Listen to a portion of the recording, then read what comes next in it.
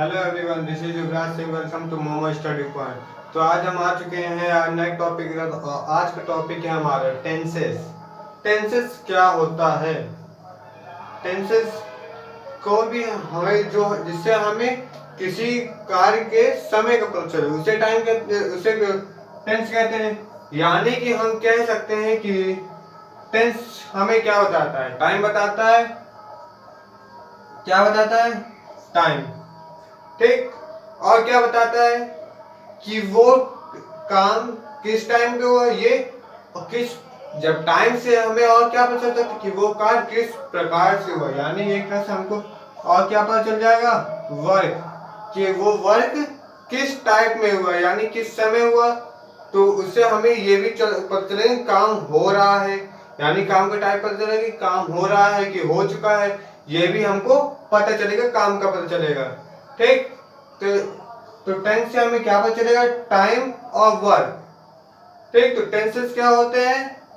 Tenses हमें time और work को बताते हैं। ठीक। अब टेंसेस के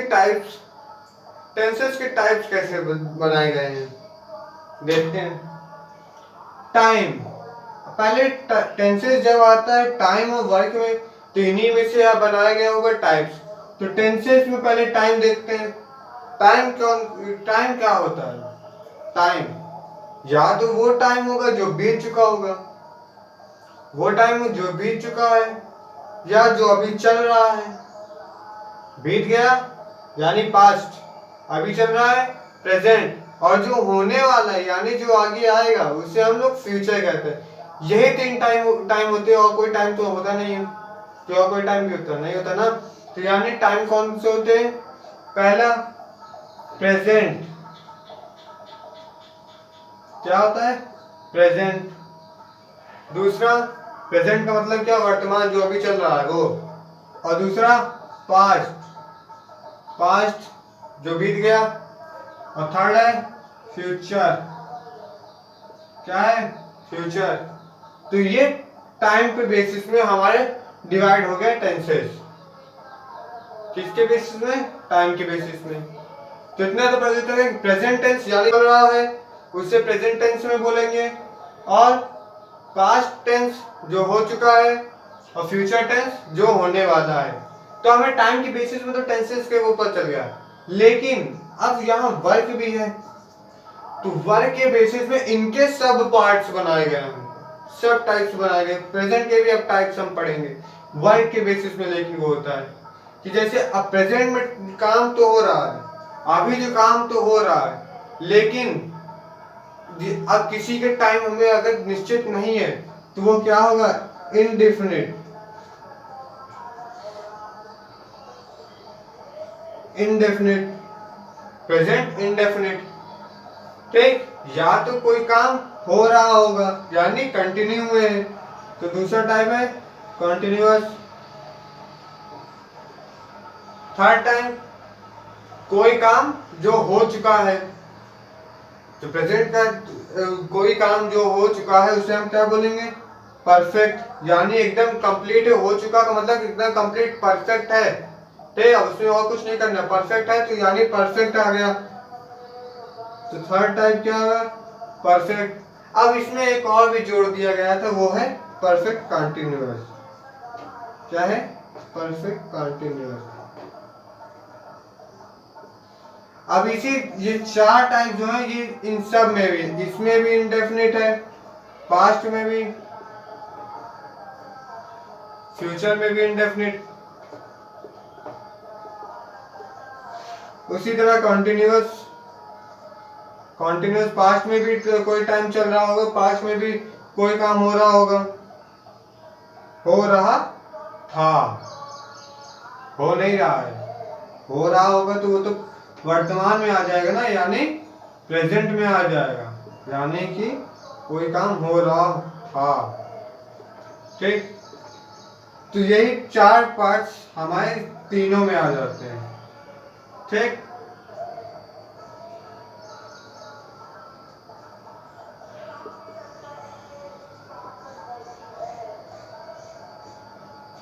यानी कि अभी हमको टेंस पता चल गया कि टाइम्स क्या होते हैं, जो हमें टाइम और वर्क का पता चल गया। उसी को हम टेंस कहते हैं। टेंसेस को हम लोग ने डिवाइड किया है टाइम और वर्क के बेसिस में। टाइम के बेसिस में हमने जो डिवाइड किए वो 3 हैं। पहला प्रेजेंट, दूसरा पास्ट, तीसरा फ्यूचर। ये 3 टेंसेस यानी टेंसेस कितने टाइप्स के हैं? प्रेजेंट टेंस, पास्ट टेंस और फ्यूचर टेंस। प्रेजेंट टेंस जो हमें प्रेजेंट के लिए बताए, पास्ट टेंस जो हमें बीता हुआ यानी पास्ट का बताए, फ्यूचर टेंस जो हमें फ्यूचर के समय का बताए। ठीक, अब इनको भी हमने डिवाइड किया, वर्क की कैटेगरी में डिवाइड किया, यानी indefinite present tense, continuous present tense, present perfect tense, present perfect continuous. उसी तरह पास्ट में भी है, past indefinite, past continuous, past perfect और पास्ट परफेक्ट कंटिन्यूअस। ठीक, उसी तरह फ्यूचर में future indefinite, future continuous, future perfect और फ्यूचर परफेक्ट कंटिन्यूअस। ठीक, तो अब तो हमने इसको शॉर्ट में पढ़ लिया है, अब हम इसको ज़्यादा डीपली पढ़ते हैं। तो अब हम आते हैं पहले टाइप्स में, present indefinite tense. Present indefinite tense बताया था, इंडेफिनिट यानी कोई निश्चित नहीं है। ठीक, टाइम का हमें पता नहीं चलता कि अभी हो रहा है, बाद में होगा कि या पहले हो चुका। ठीक, उसमें हमको टाइम का पता नहीं चलता है। ठीक, जैसे मैं खाता हूँ, अब इसमें मैं खाना खाता हूँ, लेकिन अब हमको पता नहीं कि मैं अभी खा रहा हूँ या खाऊंगा या खा चुका, कुछ पता नहीं है, बस मैं खाता हूँ। ठीक, आई ईट फूड। ठीक, कुछ पता चल रहा है मैं क्या काम कर रहा हूँ? नहीं पता चल रहा, तो इसका मतलब क्या? इनडेफिनिट है। ठीक, कुछ निश्चित नहीं है, अनिश्चित है। ठीक, अब यहाँ पर आप सोचें कि ये क्या लिखा है, ये क्या है? अब प्रेजेंट इंडेफिनिट टेंस के जो सेंटेंस होते हैं वो इस तरह मेक करे जाते हैं। पहला आता है सब्जेक्ट। सब्जेक्ट मतलब जो काम कर रहा है। ठीक, जो काम कर रहा है, जैसे मैं या आप। ठीक, यही लोग करेंगे ना, आई या किसी का नाम, ही, शी, इट, तो ये सब क्या है? सब्जेक्ट है। ठीक, अब आता है ये डू डज। डू डज क्या है? डू डज हमारा प्रेजेंट इंडेफिनिट की हेल्पिंग वर्ब है। क्या है? प्रेजेंट इंडेफिनिट की हेल्पिंग वर्ब है।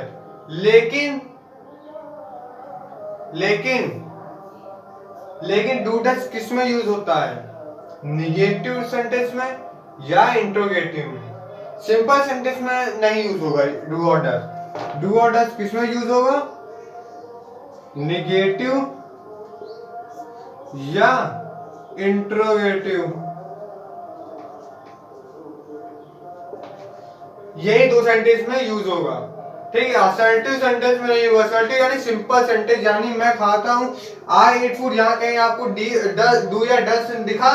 नहीं दिखा, यानी यहाँ पर हमें डू और डज का इस्तेमाल ही नहीं करना। ठीक, अब आता है आगे वर्ब। वर्ब क्या होगा? मेन क्रिया, यानी जो काम हो रहा है उसे हम क्या कहेंगे? वर्ब। जैसे अब यहाँ पर मेन काम क्या था? खाना। तो यहाँ ईट क्या है? Main verb. यहाँ पर सब्जेक्ट आई क्या था? सब्जेक्ट था। ठीक, ईट क्या है? वर्ब है। ठीक, वर्ब है ईट। लेकिन वर्ब कौन सी? First form. कौन सी फॉर्म? First form. अब जैसे ईट है, ईट क्या है? फर्स्ट फॉर्म है। सेकंड फॉर्म क्या हो जाता? सेकंड ईट हो जाता, सेकंड फॉर्म। लेकिन हमें क्या यूज करना है? फर्स्ट फॉर्म, ईट। ठीक, क्योंकि काम क्या है? वो अभी है ना, क्योंकि वो प्रेजेंट में है। प्रेजेंट में है यानी वो अभी का काम कहीं है, तो वो क्या हुआ? ईट। ठीक, फर्स्ट फॉर्म होगा। अब वर्ब के फर्स्ट फॉर्म में एस या ई एस भी लगाया जा सकता है। एस या ई एस, एस या ई एस। अब जैसे यहाँ डू और डज है, अगर डू और डज नहीं लगेगा तो या तो हम एस लगा दिया या ई एस, लेकिन ये कब लगेगा? सिंगुलर सब्जेक्ट में। किस सब्जेक्ट में? सिंगुलर सब्जेक्ट में। अब जैसे ही राइट्स अ लेटर, वह एक पत्र, उसने एक पत्र, वह पत्र लिखता है, वह एक पत्र लिखता है। यहाँ ही क्या हो गया, काम कौन कर रहा है, ही, वह, यानी क्या हो गया, सब्जेक्ट। ठीक, अब ये सिंपल सेंटेंस है, इंट्रोगेटिव या निगेटिव? सिंपल सेंटेंस है, यानी हमें डू और डज नहीं इस्तेमाल करना। क्या नहीं करना, डू और डज का इस्तेमाल नहीं करना। ठीक, अब आगे वर्ब। वर्ब क्या है, काम क्या है, लिखना। लिखना एक काम है, ठीक, मेन काम। तो यानी लिखने को क्या बोलते हैं, राइट। राइट। अब यहाँ एस क्यों लगा है, एस, क्योंकि यहाँ सिंगुलर सब्जेक्ट है। अब देखिए यहाँ पर डू और डस की जगह क्या है, डू में क्या है, डू में कुछ नहीं है, डू में कुछ नहीं है, यानी डू के साथ ना एस है ना ई एस है। ठीक, डस में क्या है, ई एस। अब इससे हम एक कंसेप्ट सीखते हैं कि डू, डू यानी प्लूरल, यानी डू का इस्तेमाल हम लोग प्लूरल सब्जेक्ट के साथ करेंगे। यानी अगर सब्जेक्ट प्लूरल है तो उसके साथ हम लोग डू यूज करेंगे। अगर सिंगुलर है तो हम लोग उसमें एस या ई एस ऐड कर देंगे। किसमें, वर्ब में। यानी ये सपोज अगर डू एज हम लोग वर्ब लें, हेल्पिंग वर्ड नहीं, मेन वर्ब की तरह। यानी डू का मतलब क्या होता है, करना होता है। ठीक, तो अगर हम उसको एक तरह से मेन वर्ब की फॉर्म में लेके हैं, तो सपोज डू हमने यूज किया प्लूरल सब्जेक्ट के साथ, और उसी के सब सिंगुलर आ गया तो हमने ई एस लगा दिया। अब एस और ई एस तो वो प्लूरल बनाने के अकॉर्डिंग लग जाता है। ठीक, तो यहाँ पर ई एस लगा दिया। तो उसी तरह यहाँ पर ही क्या है, सिंगुलर या प्लूरल, ही क्या है, सिंगुलर नाउन या प्लूरल नाउन, सिंगुलर नाउन है, यानी यहाँ पर एस या ई एस में से कुछ ऐड होगा, एस या ई एस से कुछ ऐड होगा। अब ये राइट है, राइट को, राइट में हम लोग ई एस ऐड करेंगे या एस, आपको सोचो, एस ऐड करेंगे तो हमने यहाँ पर क्या कर दिया, एस ऐड कर दिया, यानी कि क्या हो गया, राइट्स। अब वर्ब के बाद क्या आएगा, ऑब्जेक्ट। अब यहाँ पर ऑब्जेक्ट क्या था, क्या लिख रहा था, लेटर लिख रहा था, तो वो ऑब्जेक्ट क्या हो गया, लेटर। इतना क्लियर। अब इसी जगह अगर हम लोग निगेटिव सेंटेंस लेंगे, क्या लेंगे, निगेटिव सेंटेंस, तो हम लोग क्या है, क्या लिखेंगे, क्या लिख देंगे, ही लिखेंगे। अब हमने क्या बताया था कि निगेटिव और इंटरोगेटिव के साथ क्या लगता है, डू या डस। अभी मैंने बता दिया डू किसके साथ होगा, प्लूरल के साथ, और डस किसके साथ होगा, सिंगुलर के साथ। ठीक, तो उसके साथ तो लगना ही लगना है। ठीक, तो ही क्या है, सिंगुलर या प्लूरल, सिंगुलर है तो क्या यूज होगा, डज यूज होगा, तो ही डज। इतना आया। अब कौन सा बना रहे हैं हम लोग, निगेटिव बना रहे हैं, तो निगेटिव का मतलब नॉट, नहीं, यानी वो काम करना ही नहीं ना, तो नॉट लग जाएगा, तो ही डज नॉट। इतना आया, ही डज नॉट। अब आगे क्या है, वर्ब है, वर्ब हमारी क्या थी, राइट्स, तो क्या है, राइट्स। एस यहां लगेगा, ही डज नॉट राइट, एस यहां नहीं लगेगा क्योंकि हमने एस कहां लगा दिया, आगे लगा दिया, ही डज नॉट राइट। हो गया object, a letter, a letter. ठीक, तो आया इतने समझ में। अगर यहां पर सिंपल सेंटेंस है तो वहां पर डू डज तो होगा नहीं, डू डज नहीं होगा, तो एस और एस कहां लगेगा, मेन वर्ब में। किसमें, मेन वर्ब में। ठीक, जब निगेटिव या इंट्रोगेटिव बनाएंगे तो वहां पास क्या आ जाएगा, डू या डज। तो डू और डज में ऑलरेडी हमारा एस या ई एस लगा होगा। अब प्लूरल में तो एस या ई एस लगेगा नहीं, सिंगुलर में ही लगेगा, तो यानी डज में ऑलरेडी लगा है, तो हमने यहाँ पर मेन वर्ब में हटा दिया, यानी मेन वर्ब से हटा के हमने इसमें लगा दी। सिंपल, ये कंसेप्ट सही है। तो राइट था, यहाँ पर क्या था, राइट था। अब हमने इसका एस निकाल के डू जो था, डू डूल में ईएस लगा दिया, ऐसे ईएस, क्योंकि इसको अब हमने चेंज करना है तो ईएस लगाएंगे, ठीक, ओ के साथ ईएस लगता है तो इसलिए हमने ईएस लगा दिया।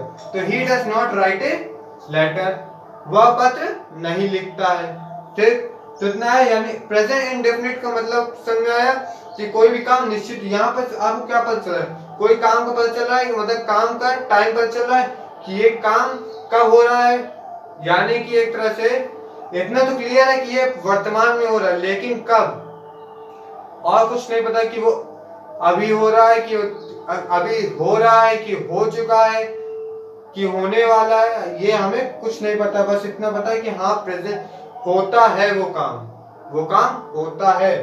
तो यानी कि हिंदी में समझा जाए तो इनके वाक्य में ता है, ती है, ये सब आएगा, ठीक।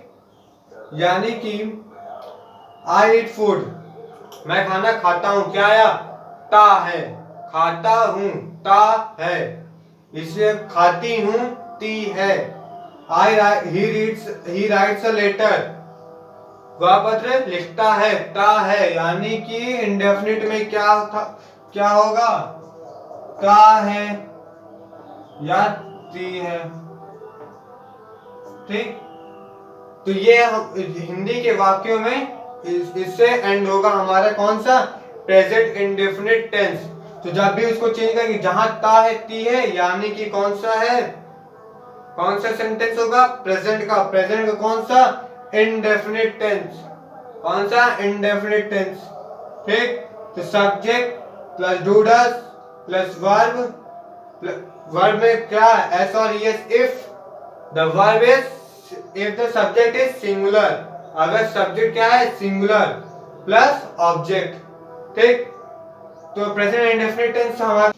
तो हम लोग बात करते हैं प्रेजेंट कंटीन्यूअस टेंस की। प्रेजेंट कंटीन्यूअस टेंस क्या होता है, अभी हमने बात की कंटीन्यूअस यानी काम जो है वो कंटिन्यू है, यानी वो चल रहा है। तो जब काम चल रहा होता है तो तब हम कैसे सेंटेंस बनाते हैं, तो यहाँ पर subject plus is am are plus verb plus ING plus object, यानी सब्जेक्ट, सपोज हम लोग लेते हैं ही, फिर हेल्पिंग वर्ब क्या है, इज एम आर। अब इस किसके साथ होता है, सिंगुलर के साथ। एम किसके साथ यूज होता है, आई के साथ। आर किसके साथ होता है, प्लूरल के साथ। अब यहाँ ही क्या है, हमारा ही क्या है, सिंगुलर है, तो हम लोग सिंगुलर के साथ क्या लगेंगे, इज, ही इज। अब वर्ब ले लेते कोई, सपोज क्या लेंगे, गो लेते हैं, लेकिन वर्ब के साथ हमें क्या लगाना, आईएनजी। तो जब आईएनजी लगेगा तो क्या बन जाएगा, गोइंग बन जाएगा, क्या बन जाएगा, गोइंग प्लस क्या है, ऑब्जेक्ट। अब ऑब्जेक्ट में अब क्या लिख दें हम, गोइंग टू मार्केट। यानी हमने यहाँ देखा प्रेजेंट कंटीन्यूअस में क्या होता है कि प्रेजेंट अभी यानी, और कंटिन्यू चल रहा, कंटिन्यू है यानी अभी टाइम, जो प्रेजेंट टाइम में जो काम चल रहा होता है उसे कौन बताते हैं, प्रेजेंट कंटीन्यूअस टेंस। तो यहाँ पर हमें क्या पता चल रहा है, he is going to market, he is going to market, वो मार्केट जा रहा है, वो मार्केट जा रहा है, अभी यानी अभी जा रहा है, यानी वो काम क्या हो रहा है, कंटिन्यू हो रहा है, ठीक। तो कंटिन्यू हो रहा है तो वहां पर क्या है, present continuous tense, present continuous tense. यानी कि हम बोले कि हिंदी के जो वाक्य होते हैं उनमें आखिरी में क्या आएगा, रहा है, रही है और रहे हैं। यानी कि कहीं भी आ जाए आखिरी में, हिंदी के आखिरी वाक्य में क्या आ जाए, रहा है, रही है और रहे हैं, तो हम वो सेंटेंस किसमें आ जाएगा, कंटीन्यूअस टेंस में, प्रेजेंट कंटीन्यूअस टेंस में। तो वहां पास हम लोग क्या यूज करेंगे, सब्जेक्ट ले लेंगे पहले, ही शी इट आई एम आई, तो फिर उसके बाद लेंगे हेल्पिंग वर्ब में क्या रहेगी, इज एम आर, बस ये तीन रहेंगे। इज सिंगुलर के लिए, एम आई के लिए एम, आई के साथ हमेशा एम ही यूज होता है, ठीक, और किसी के साथ एम नहीं यूज होता है। आर प्लूरल के लिए, फिर उसके बाद वर्ब आएगा, वर्ब के साथ आएगी आईएनजी, वर्ब के साथ आईएनजी ऐड होगा, ठीक। अगर राइट है तो राइट में जब आईएनजी ऐड करेंगे तो राइटिंग हो जाएगा, ठीक, और प्लस ऑब्जेक्ट। ये तो सिंपल, अभी असर्टिव बन गया। अब इसका हम निगेटिव जरा बना लें तो क्या होगा? सिंपल, कुछ नहीं करना है आपको, बस हेल्पिंग वर्ब के बाद क्या लगा देना है? नॉट। निगेटिव यानी नहीं, यानी नॉट, यानी कि he is not going to market, वह मार्केट नहीं जा रहा है। तो यहाँ हमने निगेटिव सेंटेंस बना लिए। तो निगेटिव सेंटेंस कैसे बनाएंगे? हेल्पिंग वर्ब के बाद जस्ट बाद नॉट लगा देंगे, ठीक। इसी तरह इंट्रोगेटिव बनाते हैं। इंट्रोगेटिव में सिंपल हेल्पिंग वर्ब को हम लोग एकदम आगे रख देंगे, जैसे is he going to market, क्या वो मार्केट जा रहा है, ठीक, यानी जा रहा है यानी वो काम क्या हो रहा है? कंटिन्यू मोशन में है अभी, ठीक, कंटिन्यू है, अभी वो चल रहा है। तो हम लोग क्या कहेंगे? Present continuous tense. तो प्रेजेंट कंटिन्यूअस तो आई होप समझ में आ गया होगा आपको। तो प्रेजेंट कंटिन्यूअस में सिंपल आपको ये यूज करना है, subject plus is am are plus verb plus ING plus object. तो हम लोग बात करते हैं प्रेजेंट परफेक्ट टेंस की। प्रेजेंट परफेक्ट टेंस क्या होता है? परफेक्ट के नाम से ही पता चल रहा है कि कोई काम एकदम परफेक्ट है। क्या है परफेक्ट? परफेक्ट का मतलब वो काम हो चुका है, क्या वो काम कंप्लीट हो गया है, वो एकदम काम एकदम परफेक्ट है, अब उसमें कुछ करने की जरूरत नहीं है। जैसे अब इस परफेक्ट टेंस कैसे में करेंगे? Subject plus has have plus verb third form, कौन सी form? Third form plus object. Okay, let's take example. जैसे ही, अब यहां पर सब्जेक्ट क्या हो गया? ही हो गया। हैज और हैव, हैज सिंगुलर के लिए और हैव प्लूरल के लिए, ठीक। तो ही यहाँ क्या है? हमारा सिंगुलर है, तो हम लोग क्या लेंगे? हैज। ही हैज वर्ब के थर्ड फॉर्म वर्ब लेते हैं, जैसे eaten.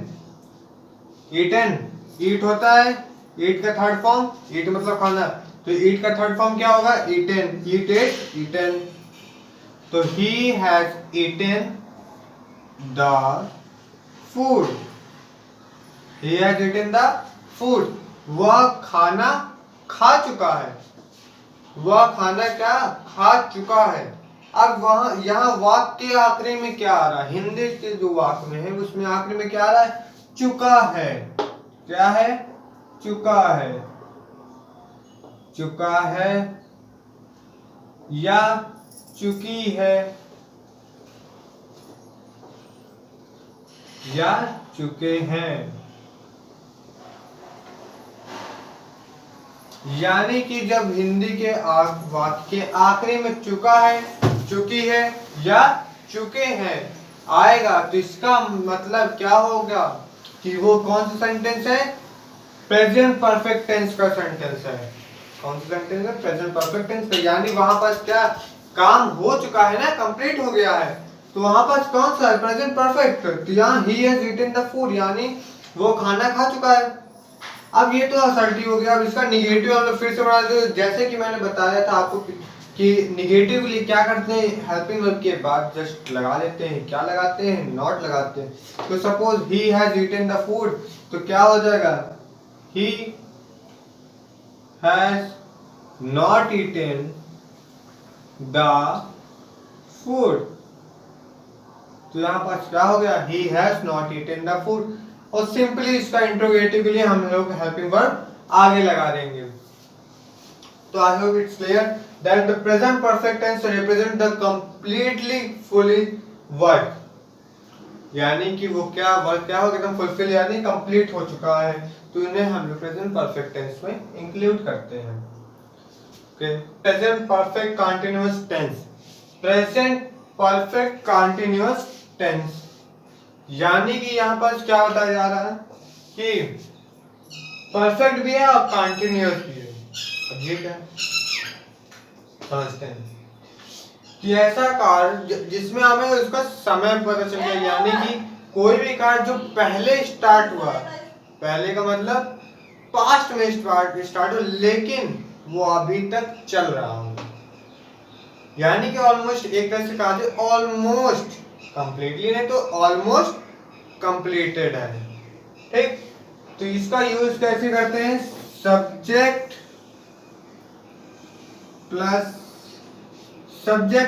Plus has have plus been plus verb plus ING plus object plus since for plus time.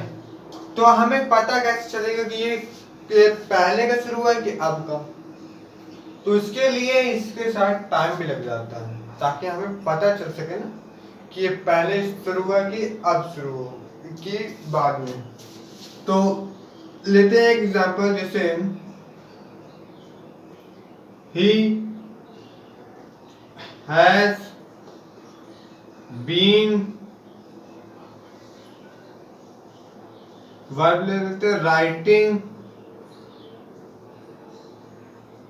Verb के साथ क्योंकि आईएनजी फॉर्म है तो ही ले लिया सब्जेक्ट, हैज ले लिया हेल्पिंग वर्ब प्लस बीन है, बीन ले लिया वर्ब में आईएनजी, तो राइटिंग राइट ले लिया वर्ब प्लस आईएनजी राइटिंग बन गया ए लेटर। यहां तक तो पता चला कि हाँ वो राइटिंग लिख रहा है, राइटिंग लेटर, लेकिन कब से लिख रहा है, सिंस 7 o'clock, यानी कि वो 7 बजे से लेटर लिख रहा है, क्या कि कब से 7 बजे से अभी तक वो लिख ही रहा है। ठीक, तो अब यहाँ सिंस और फॉर का पहले कंसेप्ट समझ लेते हैं कि सिंस कब यूज होगा, फॉर कब यूज होगा। हैज पता है आपको, हैज सिंगुलर हैव प्लूरल, तो सिंस और फॉर जब हमें कोई भी टाइम कोई पर्टिकुलर टाइम हमको पता हो, जैसे